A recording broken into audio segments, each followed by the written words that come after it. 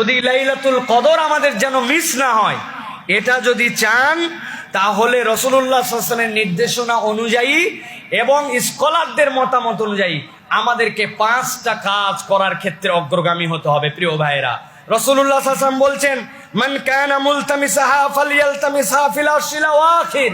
কেউ যদি লাইলাতুল কদর খুঁজতে চায়, সে যেন রমজানের শেষ দশকে লাইলাতুল কদর খোঁজে। লাইলাতুল কদরের যখন রমজানের শেষ দশকে 19 তারিখ রাত্রে যখন আমরা প্রবেশ করব, এই দিন থেকে আমাদের লাইলাতুল কদরের আমাদের রাত তালাশ করার হিসাব শুরু হয়ে যাবে। লাইলাতুল কদর যেন আমাদের জীবনে মিস না হয়, এই জন্য প্রত্যেককে আমরা 5টা কাজ করার সিদ্ধান্ত নিব। 1 নম্বরে, প্রত্যেকটি রাত্রে কদরের নিয়তে আমরা 2 রাকাত, 4 রাকাত, 6 রাকাত, 8 রাকাত নামাজ বাধ্যতামূলক আমাদের জীবনে করে নিব। এই কোন রাত যেন আমাদের জন্য নামাজ মিস না হয়। পারবো না ইনশাআল্লাহ?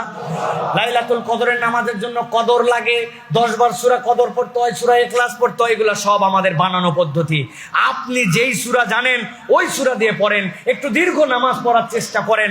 আপনি অনেকগুলা সূরা জানেন না, আলাম তারা থেকে সূরা নাস পর্যন্ত 1 রাকাতে পড়েন, আবার আরেক রাকাতে আলাম তারা থেকে সূরা নাস পর্যন্ত পড়েন। কিন্তু কদরের নিয়তে শেষ 10 দিন আমার জীবনে 2 রাকাত, 4 রাকাত, 6 রাকাত